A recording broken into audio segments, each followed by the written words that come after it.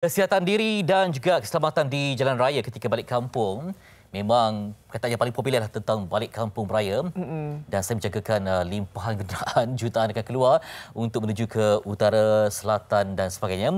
Dan kita nak tinjau pendapat dan juga mungkin saranan penting daripada Profesor Dr. Kulantayan K.C. Manning, merupakan penyelidik bersekutu IPSAS, Institut Pengajian Sains Sosial, Universiti Putra Malaysia. Selamat pagi, Prof. Selamat pagi, Prof. Dan Prof ini merupakan warga Asia pertama yang menerajui organisasi keselamatan jalan raya global. Prof, terima kasih banyak bersama dengan kami. Terima kasih. Dan juga kita ada seorang lagi tetamu, tetapi secara maya kita kenalkan terlebih dahulu, iaitu Dr. Muhammad Ihsani Mahmud, merupakan pakar perubatan kesihatan awam bahagian kawalan penyakit KKM. Assalamualaikum, Doktor. Waalaikumsalam warahmatullahi wabarakatuh. Okey. Itu dia. Jadi keselamatan ini luas maknanya daripada jalan raya sampailah kepada kesihatan. Nanti kita akan kongsikan bahagian demi bahagian. Baik, Prof, kita melihat ada beberapa elemen penting.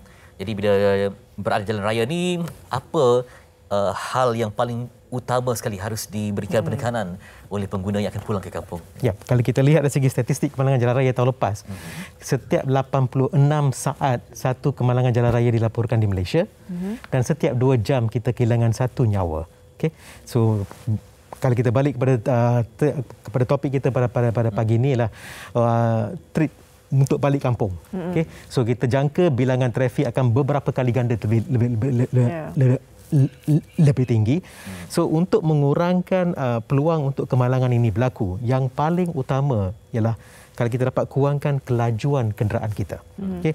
Sebab bila kita dapat kurangkan kelajuan kenderaan kita, kita dapat kawal kenderaan dengan lebih baik dan dapat elak kemalangan. Itu satu. Yang kedua ialah apabila kita dapat kurangkan kelajuan, contohnya ialah katakanlah berlaku satu kecemasan di depan saya. Okay? Saya bawa pada kelajuan 50 km per jam. Dan bila saya nampak kecemasan, saya tekan brek. Saya hanya memerlukan lebih kurang 27 meter saja untuk memberhentikan kenderaan. Tetapi jika saya bawa laju 80 km per jam, saya tekan brek, saya memerlukan 58 meter baru kereta tersebut dapat diberhentikan. So dalam julat tersebut, jika ada kenderaan lain, maka saya tak dapat nak elakkan kemalangan. Itu satu cabaran. Yang kedua ialah saya cuba nak bawa kat sini ialah dari segi impak kalau kita bawa dari segi kelajuan yang tinggi. Contohnya, kalau berlaku kemalangan pada 90 km per jam, ia boleh diibaratkan lebih kurang sama dengan jatuh daripada tingkat 10. So, cuba bayangkan apakah kebarangkalian untuk kita survive kalau jatuh daripada tingkat 10. Itulah impak dia kalau berlaku kemalangan pada 90 km per jam.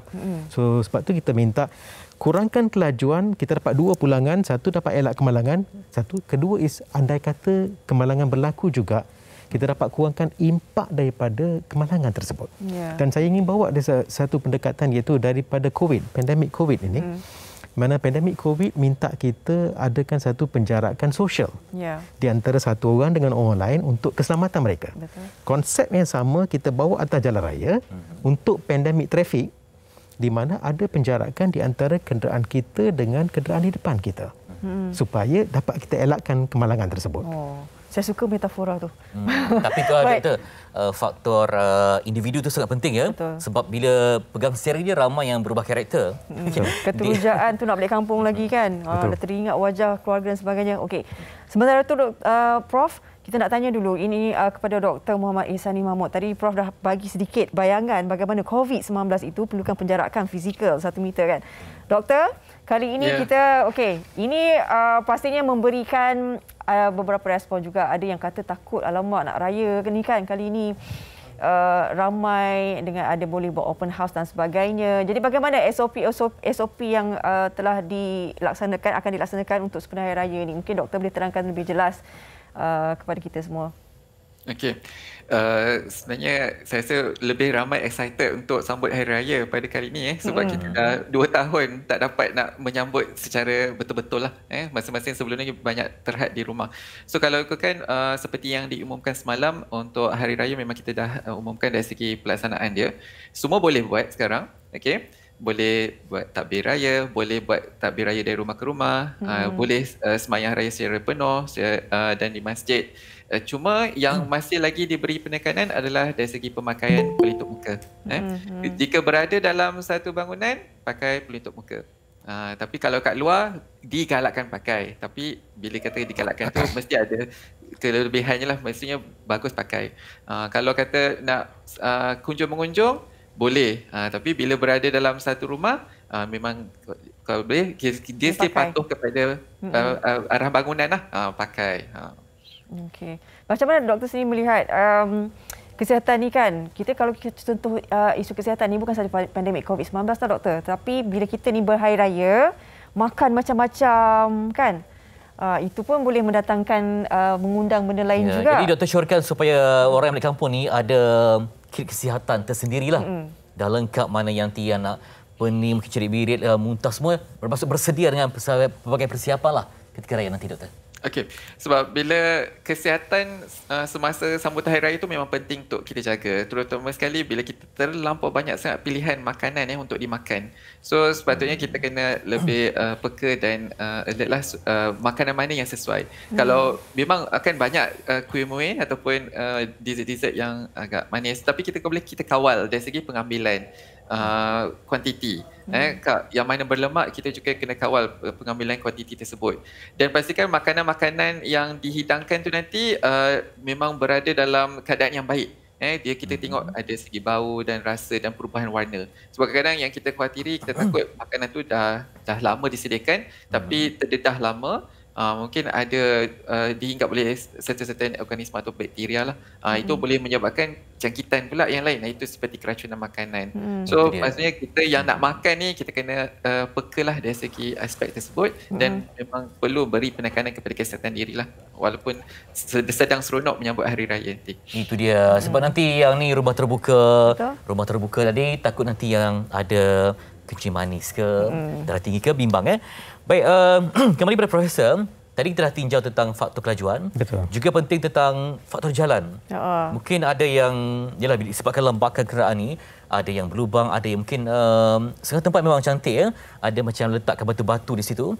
Kalau macam terlajak, terpabas ke, ada ruang untuk kenderaan itu tidak melakukan kebalangan. Jadi macam mana persiapan dari segi aspek fizikal sekeliling jalan raya? So kalau kita lihat dari segi jenis jalan, kita ada 4 jenis jalan yang utama, iaitu lebuh raya, jalan persekutuan, jalan negeri dan jalan bandaran. Dalam 4 jenis kategori jalan ini, jalan yang kurang berisiko ialah lebuh raya. Dan yang lebih berisiko pada kebiasaannya ialah jalan bandaran dan jalan negeri. Kenapa? Sebab dia adalah mudah. Dalam mana-mana jenis pelanggaran, kita ada 3 jenis pelanggaran. Pelanggaran depan, ataupun pelanggaran sisi dan pelanggaran belakang. Dan yang paling berisiko ialah pelanggaran depan.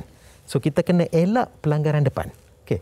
So dalam lebuh raya, peluang untuk pelanggaran depan itu berlaku adalah kurang disebabkan ada pembahagi jalan. So di mana-mana laluan, jika ada pembahagi jalan, bermaksud kita dapat elak dari segi pelanggaran depan. Sebab so apabila kita menggunakan jalan bandaran ataupun jalan negeri, kita kena tengok kalau jalan tersebut tidak ada pembahagi jalan. Ini yang kita bimbang, disebabkan kita akan, dengan niat kita nak potong kereta depan, kita akan bergerak ke laluan yang bersebelahan, laluan opposite lane, dan pada masa tersebutlah ada peluang untuk kita bertembung dengan kenderaan yang datang daripada arah yang bertentangan. So semua laluan tersebut mempunyai risiko yang tinggi. So semasa musim perayaan ini yang kita perlu jaga ialah apabila kita bergerak kepada jalan bandaran dan jalan negeri, lebih berwaspada. Itu satu. Yang kedua yang saya ingin tarik perhatian, dari segi statistik kemalangan jalan raya, ini tidak hanya merangkumi pergerakan antara bandar. Selepas kita dah bergerak antara bandar, contohnya daripada Kuala Lumpur ke Johor ke, Kuala Lumpur ke Terengganu ke, selepas itu mungkin untuk 5 hari ke seminggu kita berada dalam bandar itu sendiri. Dan setiap pergerakan dalam bandar tersebut juga mempunyai risikonya juga. Dia juga boleh menyumbang kepada angka kemalangan dan kematian. So tumpuan harus diberikan kepada kedua-dua trip. Trip perjalanan antara bandar dan juga trip perjalanan dalam bandar. Baik.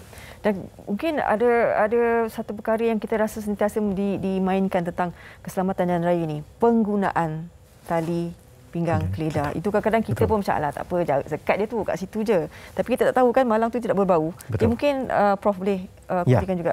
Seperti yang saya cerita tadi, kalau kita kurangkan kelajuan untuk elak kemalangan, tapi jika anda kata berlaku juga kemalangan, kita perlukan satu produk untuk pastikan kita dapat elak dari segi kecederaan. Dan satu-satunya produk yang cukup baik yang ada dalam kereta yang kita sudah pun bayar semasa beli kereta pun ialah tali pinggang keledar. Okey. Apa akan jadi tak pakai tali pinggang keledar ialah jika dalam berlaku kemalangan, kereta bergerak, okey, badan kita pun bergerak. Tapi bila berlaku kemalangan, kereta dah berhenti, badan kita masih bergerak. Dan masa itulah kita akan pergi bertembung dengan sofa depan ke, dengan dashboard ke, steering ke, windscreen, ataupun kalau kelajuan tinggi mungkin terkeluar daripada kereta. Dan juga kita mungkin langgar dengan penumpang sebelah. So, untuk pastikan benda ni semua tak berlaku, pakailah tali pinggang keledar. Dan ada kaedah pemakaian dia, iaitu tidak boleh ada ruang kosong di antara tali pinggang keledar dengan badan kita. Itu pertama. Yang kedua, dia perlu menyentuh pada bahu badan, dan yang paling penting ialah semua penumpang belakang pun ke depan harus pakai tali pinggang keledar. Sebab semua sekali. Ya, jika mereka tak pakai, dalam kemalangan apa berlaku ialah walaupun yang pihak depan dah pakai, tetapi sebab orang belakang tak pakai, mereka akan bergerak ke depan dan menambahkan risiko kepada pemandu dan penumpang depan. Juga kebimbangan kita bila mana dah balik kampung ni, jumlah yang terlalu ramai, dan juga kita bimbang seandainya ada yang jangkiti dengan COVID-19. Jadi Dr. Ihsani, macam mana untuk kita menguruskan seandainya kita membuat ujian peribadi kan ke diri, didapati positif, apa yang perlu dibuat sedangkan berada dalam himpunan yang ramai dalam keluarga tu, Doktor? Okay.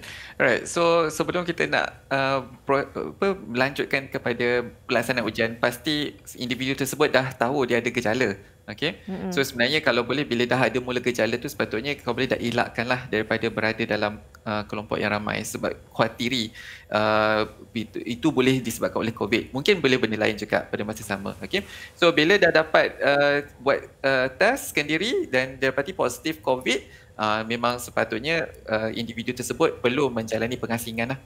Pengasingan kalau ikut sekarang kita punya protokol adalah 7 hari. Okay. Tapi yang kelebihan kita beri sekarang adalah dalam hari keempat, kalau dia dah buat test, dia adalah negatif, lepas tu dia dah boleh bebas. Okay. Tapi kalau masih lagi positif, just habiskan 7 hari tersebut. So bila, dan juga dia kena maklumkan jugalah dengan orang yang sekeliling dia pada masa tersebut, dia ada positif, dan mungkin just sebagai peringatan je lah kepada yang lain, mana-mana ada bergejala, boleh lakukan ujian pada masa yang sama juga. Okey. Terima kasih Dr. Muhammad Ihsani Mahmud di atas penjelasan tu. Kita harap sama-sama kita mendapat jugalah maklumat. Begitu juga dengan Profesor Dr. Kulantayan K.C. Mani. Moga-moga ingat apa yang Prof pesan tu.